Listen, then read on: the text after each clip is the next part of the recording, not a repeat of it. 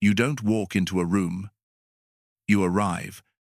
The moment your presence occupies the space, the air recalibrates.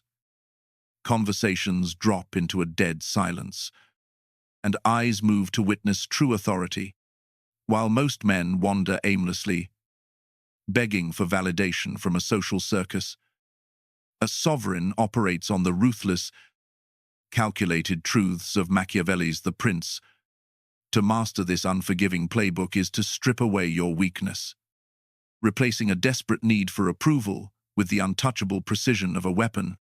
Today, you will build this fortress, learning to ruthlessly control your mind, your mouth, your moves, and your money. If you are ready to ascend to the throne, comment "I am the king" right now. And let us begin.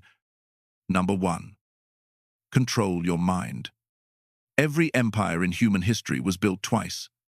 First in the mind of its architect, and second on the battlefield.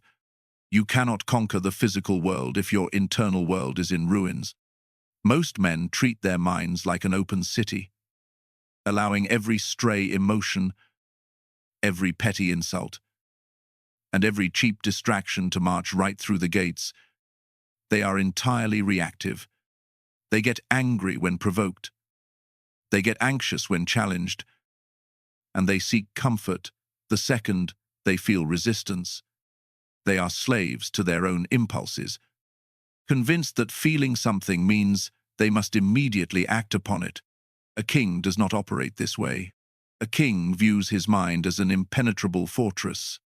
He decides what enters, he decides what stays, and he ruthlessly executes what does not serve him. You must become the absolute sovereign of your own psychology. We live in an era that worships fragility. You are constantly fed a diet of motivational fluff, told to honor your feelings, to seek safe spaces, and to wait for a spark of inspiration before you take action. This is the language of the conquered. The harsh reality of Machiavellian power is that the world does not care about your internal struggles. The world only respects leverage, strategy, and execution. When you rely on motivation, you are outsourcing your discipline to a temporary chemical reaction in your brain. A sovereign does not wait to feel ready. He acts with cold, calculated precision, regardless of the noise inside his head. He understands that discipline is not a fleeting feeling. It is a weapon. You must strip away the pathetic narrative that your emotions are your compass. They are not. They are merely variables. And a king controls the variables. Look at the social circus around you. The crowd is loud, erratic, and desperate to broadcast every unformed thought. They mistake noise for presence. But true power is silent. True power observes the chaos without ever becoming part of it. When a crisis hits, most men panic. They bleed their anxiety onto everyone around them. Looking for an authority figure to save them, a king absorbs the shock. He retreats into the silence of his fortress, recalibrates his strategy, and deploys a response with devastating accuracy. He makes the world play by his rules simply by refusing to react on theirs. If you cannot master your own thoughts, someone else will gladly do it for you. They will manipulate your anger, harvest your fears, and steer your desires to build their own kingdoms. You will be a pawn in their game, completely blind to your own submission. You must seize total authority over your psyche, because a king who loses his mind first loses everything else second. Comment, "My mind is my empire." Number 2. The power of isolation. Most men are utterly terrified of being alone. They are hopelessly addicted to the social circus, constantly broadcasting their mediocre lives to an audience of strangers. Driven by a desperate need for approval, every notification, every like, and every hollow compliment is a cheap hit of dopamine to a weak, undisciplined mind. They fill their days with useless chatter, endless scrolling, and superficial connections, because true silence forces them to face their own lack of substance. A king understands a fundamental truth of human psychology. Visibility is not power, and accessibility is not influence. When you are always available, you become common, and what is common is never respected. To ascend, you must first ruthlessly separate yourself from the herd. The greatest sovereigns, the master architects of history, did not build their empires in the middle of a loud, distracted crowd.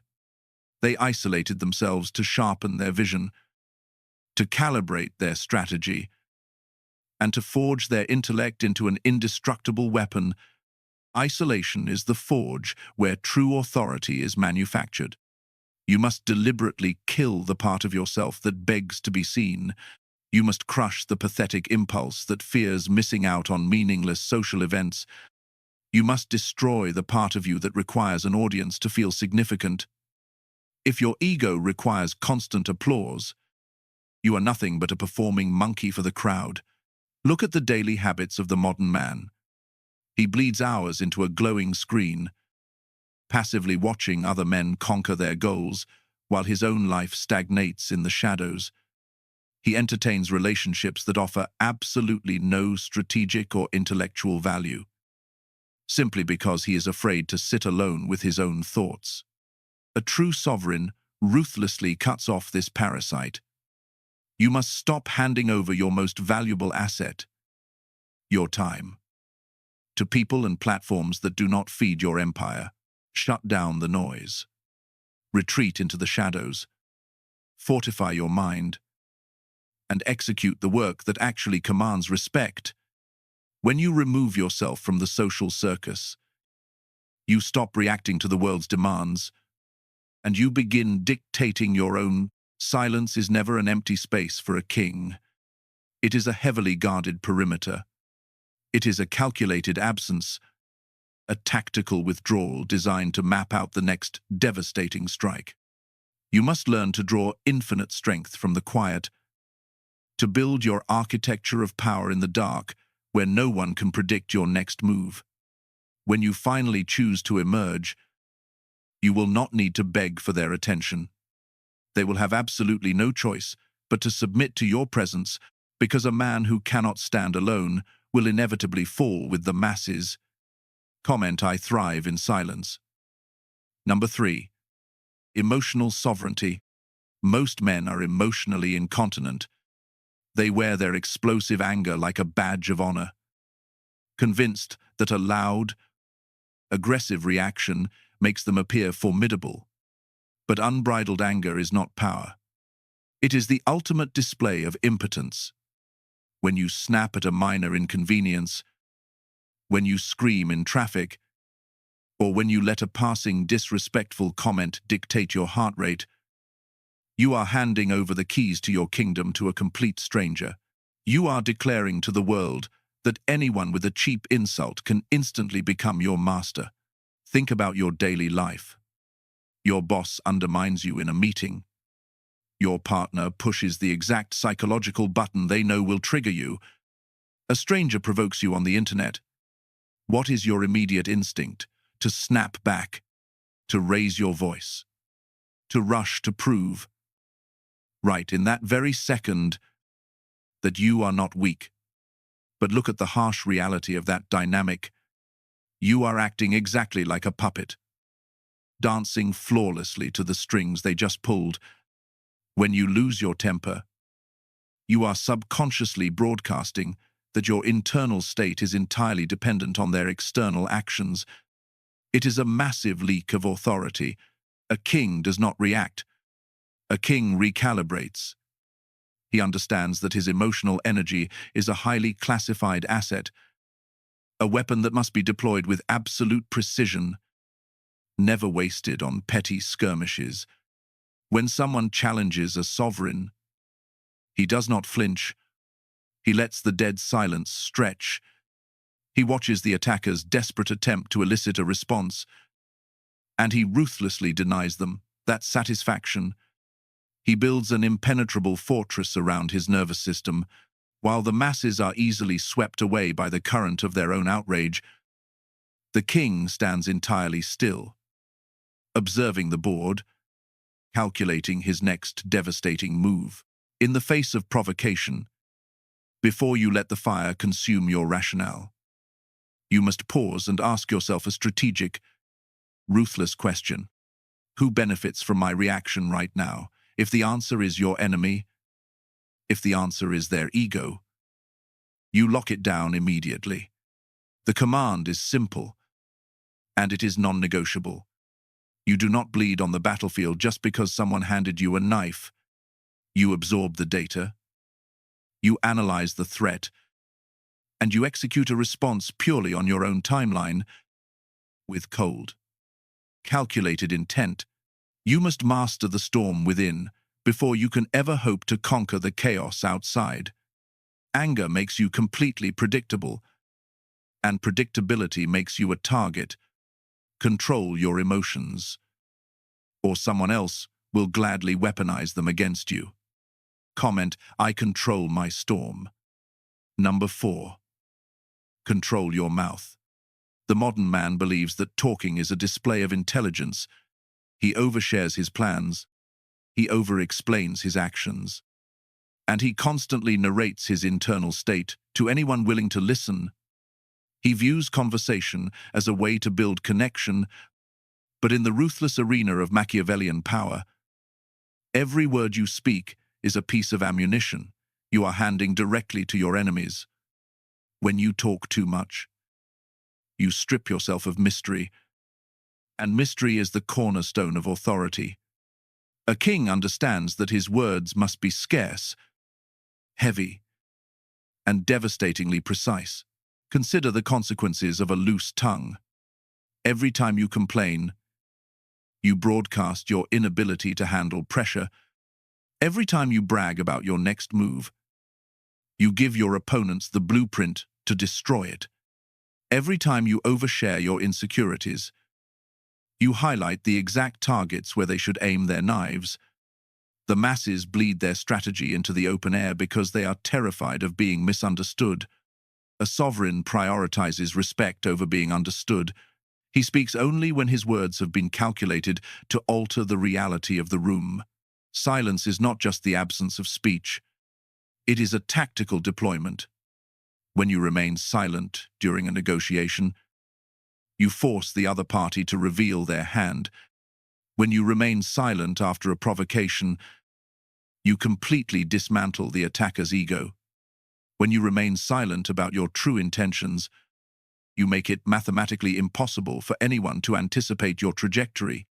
The less you say, the more profound your words become when you finally choose to use them. You must stop treating your mouth as an open valve. It is an armory. You must weigh every syllable before it leaves your lips. If a sentence does not advance your position, if it does not establish your boundaries, or if it does not execute a strategic command, you ruthlessly swallow it. You lock it down, because more empires have been burned to ash by an open mouth than by an invading army. Comment, silence is my sword. Number 5. The way of the fox. Machiavelli famously wrote that a sovereign must learn to imitate both the lion and the fox. While the lion uses terrifying brute force to crush wolves, it is entirely blind to traps. The fox, however, is a master of deception. He senses the snares, he outmaneuvers the hunters, and he strikes from the shadows. Most men are obsessed with being the lion. They want to roar. They want the world to see their strength, to acknowledge their ambition, and to validate their every move. They telegraph their intentions loudly, believing that transparency is a virtue. But in the ruthless architecture of power, transparency is not a virtue. Transparency is a death sentence. When you broadcast your next move, you hand your enemies the exact blueprint required to destroy you. You allow them to build defenses, to anticipate your trajectory. and to set traps precisely where you plan to step. Predictability is the ultimate weakness of the modern man. He tells everyone about the business he is going to start, the empire he is going to build, and the moves he is going to make. He trades the actual execution of his plans for the cheap validation of a captive audience. He shows his entire hand before the dealer has even finished distributing the cards. A king operates on an entirely different frequency. He adopts the way of the fox. He understands that his intentions must be cloaked in absolute darkness. He allows his opponents to underestimate him. He lets them believe they hold the upper hand, feeding their fragile egos, while he quietly positions his pieces on the board. He smiles at his enemies, not out of weakness, but because a smile is the perfect camouflage for a dagger. He moves through the world completely undetected, blending into the background until the exact moment he chooses to strike. To carry yourself like a king, you must master the art of misdirection. Every step is calculated. Every decision is deliberate. Every action is the result of a silent, ruthless strategy designed to give you total leverage. You do not argue with fools to prove your intelligence. You do not boast about your victories to prove your worth. You manipulate the perception of the room, controlling exactly what they see and, more importantly, what they do not see. You must become a ghost in their machine. Let the masses misjudge your speed. Let them misread your motives. Let them sleep soundly, completely convinced that you are no threat at all. Because a predator that cannot be seen is a predator that cannot be stopped. Comment, my moves are unseen. Number 6. Control your moves. The modern man is a professional dreamer. He builds magnificent castles in the sky, but absolutely refuses to carry a single brick in the physical world. He is addicted to the illusion of progress, mistaking endless planning, reading, and strategizing for actual forward momentum. He believes that having a grand vision somehow separates him from the masses. It does not. In the brutal mathematics of power, a flawless strategy without ruthless execution is nothing more than a hallucination. The fundamental difference between a peasant and a sovereign is not intellect, and it is certainly not potential. It is the terrifying capacity for relentless, unyielding action. Look at your own behavior. Why do you hesitate? You delay the necessary work because you are waiting for the perfect moment, the ideal conditions, or a sudden burst of motivation. You are subconsciously waiting for the universe to grant you permission to conquer. This is the ultimate symptom of a weak, undisciplined mind. Hesitation is the ego's desperate attempt to protect itself from the discomfort of failure.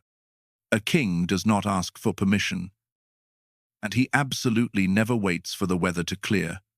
He forces the environment to bend to his will. He understands that every second you spend in a state of paralysis is a piece of territory you are voluntarily surrendering to your enemies. When a sovereign finally moves, he does not flail blindly. He moves with devastating, surgical precision. The masses are obsessed with being busy. They run on a hamster wheel of trivial tasks, desperate to show the world how hard they are working. But being busy is merely a social performance designed to mask a complete lack of strategic direction. A king is never simply busy. A king is effective. Every step is calculated. Every decision is deliberate. Every action is the result of a cold calculation designed to maximize leverage and capture ground. He ruthlessly eliminates the useless motions from his day. If a task does not fortify his empire, he does not touch it. You must violently sever your ties with procrastination. You must transition from a passive observer of your own potential into the cold, calculating architect of your reality. The world does not care about what you intend to do. The world only submits to what you have actually done. You must strip away the comforting lies you tell yourself about tomorrow. The throne is not inherited by those who wait. It is seized by those who execute, because a mind that dreams without a body that acts is a mind preparing for its own defeat. Comment: I execute with precision. Number 7. Position versus performance. The modern world is infected with the disease of performance. Look around you. Most men are completely exhausted, bleeding their energy and their wealth dry just to convince strangers that they are important. They buy the designer clothes, they lease the luxury cars, and they flex on the internet, desperately hoping that these material props will magically grant them respect. But this is not power. This is a theatrical performance. They are playing dress-up in the armor of a king while carrying the fragile, terrified psychology of a peasant. A true sovereign understands the brutal difference between putting on a show and holding actual ground. In the royal courts of history, who was the one sweating, jumping, and making a loud spectacle of himself? It was the jester. The jester performs because his survival depends entirely on the applause and the amusement of the room. If they do not look at him, he ceases to exist. The king, however, does absolutely nothing to entertain. He sits in dead silence on the throne. His power does not come from the volume of his voice or the flashiness of his garments. His power comes from his unshakable position.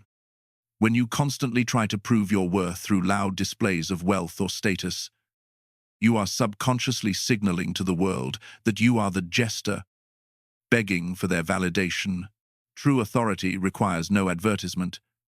It is a heavy, gravitational force that pulls people into your orbit without you having to lift a single finger.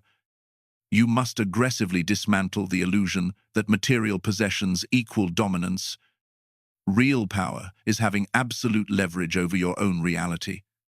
It is the psychological dominance to walk away from a negotiation, the discipline to remain unbothered by a calculated insult, and the financial autonomy to never compromise your core values for a paycheck. True power is an impenetrable internal fortress, not an office, not a mansion, not a title. It is the quiet, terrifying realization by your enemies that you need absolutely nothing from them. You must stop exhausting yourself in the social circus. Stop trying to buy the respect that you have not actually earned through ruthless discipline and execution. When you build a genuine position of leverage, the performance becomes entirely unnecessary. You do not need to tell the room who you are. The room will already know. You must strip away the loud, insecure need to be seen, and you replace it with the cold, undeniable weight of your presence. Stop dancing for the crowd and start building the throne. Comment: I build position, not performance. Number 8. Control your money. The modern man is completely financially illiterate, not because he cannot do math, but because he fundamentally misunderstands the nature of currency. Most men view money as a ticket to comfort. They trade their time, their energy, and their youth for a paycheck, and then immediately bleed that capital to buy softer pillows, chignes distraction, and heavier chains. They use their money to build a beautiful prison of debt, desperately trying to look wealthy while living on the razor's edge of ruin. They think money is meant to be spent. This is a fatal miscalculation. A king does not view money as a tool for comfort. He views money as a weapon. He views his capital as a standing army. Every single dollar is a soldier in your ranks. When you waste your money on fleeting pleasures and liabilities, you are literally executing your own troops on the battlefield. You are voluntarily weakening your fortress just to impress a crowd of strangers who do not even care if you live or die. A sovereign understands that in this ruthless reality, financial capital is the ultimate mechanism for leverage. Money is not meant to buy luxury. Money is meant to buy power. Consider the harsh dynamics of survival. When a crisis strikes, the man who spent his capital on the illusion of status is completely defenseless. He must bow his head, submit to his superiors, swallow his pride, and follow orders because he possesses no financial armor. He is a hostage to his own lifestyle. But a king is untouchable. He has deployed his resources strategically. He uses his capital to acquire assets that generate more soldiers while he sleeps. He builds a financial perimeter so heavily fortified that no employer, no market collapse, and no sudden threat can ever force him to compromise his sovereignty. You must violently shift your paradigm. You must stop looking at your bank account as a budget for your entertainment. You must look at it as an armory. Every dollar you retain is a round of ammunition you can fire when an opportunity arises. Every calculated investment you make is a tactical deployment of your forces to capture new territory. You do not spend your wealth. You deploy it with lethal precision. You must ruthlessly cut out the financial liabilities that drain your power. And you must accumulate capital until you hold absolute leverage over your own time and your own future. Financial dependence is the ultimate form of submission.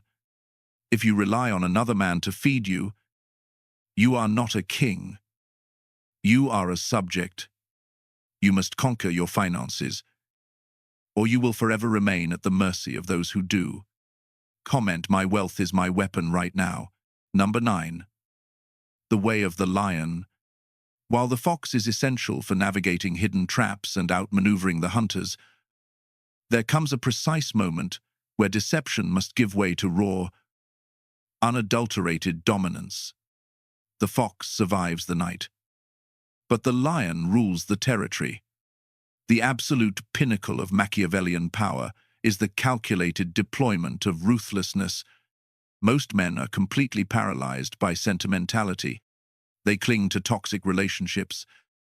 They coddle lazy, deadweight friends. And they nurse pathetic, destructive habits out of a desperate, childlike need to be liked. They tolerate disrespect because they are terrified of the friction required to eliminate it. They mistake cowardice for kindness, and they call their own weakness empathy. But in the unforgiving architecture of empire, empathy for what drags you down is a direct betrayal of your own sovereignty. To carry yourself like a king, you must possess the terrifying capacity to cut things out of your life without a single ounce of hesitation or remorse. You must become a surgical blade. When a person drains your psychological energy, you cut them off. When a relationship compromises your focus, you eliminate it. When an old habit threatens your discipline, you destroy it.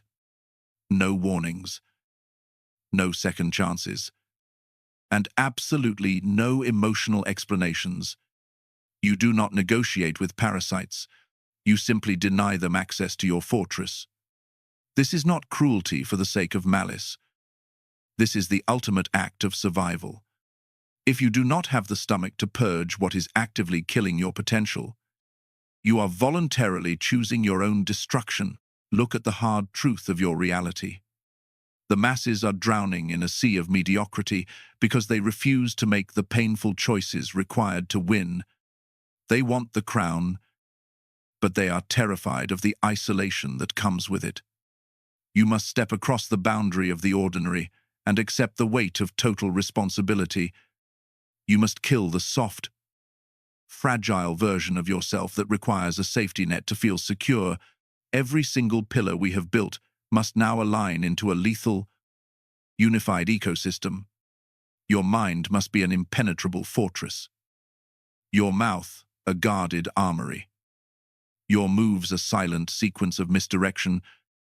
And your money, a standing army deployed for leverage.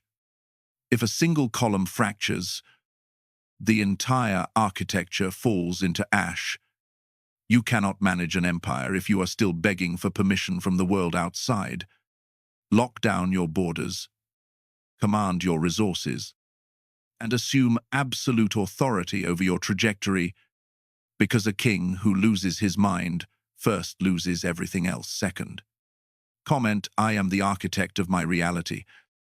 We have analyzed the ruthless architecture of power, and we have dismantled the illusions that keep most men operating as permanent subjects in a world they should be ruling. We have mapped out the 4 definitive pillars of a sovereign existence. You now understand that you must ruthlessly control your mind, converting your raw psychology into an impenetrable fortress. You understand that you must guard your mouth, treating your words not as a tool for connection, but as a scarce and devastating weapon. You understand that you must calculate your moves, adopting the cloaked misdirection of the fox before executing with the surgical precision of the lion. And finally, you understand that you must master your money, deploying your wealth as a standing army designed to capture absolute leverage over your time. But let us be completely honest before we close this playbook. Knowledge without execution is just entertainment. It means absolutely nothing that you have spent your valuable time listening to these laws if you step away from this video and immediately return to the social circus. The crowd loves to consume philosophy because it feels like progress, but true authority is not inherited through passive consumption. The throne was never going to be handed to you by a benevolent universe. It was always going to be built by you, brick by bloody brick. In the absolute isolation of your own discipline, the lecture is officially over, and the era of your execution begins right now. If you are truly prepared to kill the weak, validation-seeking child inside your psyche, if you are ready to enforce these mandates upon your reality without a single ounce of compromise, I need you to prove it to the algorithm and to yourself. Comment, I am the king, one final time. Hit the like button to fortify this position. Subscribe to the channel. And turn on notifications so you never miss a tactical deployment. Do not remain a bystander in a game where you are meant to dictate the rules. Lock down your perimeter, command your resources, and execute your strategy with lethal intent, because what comes next will take you even deeper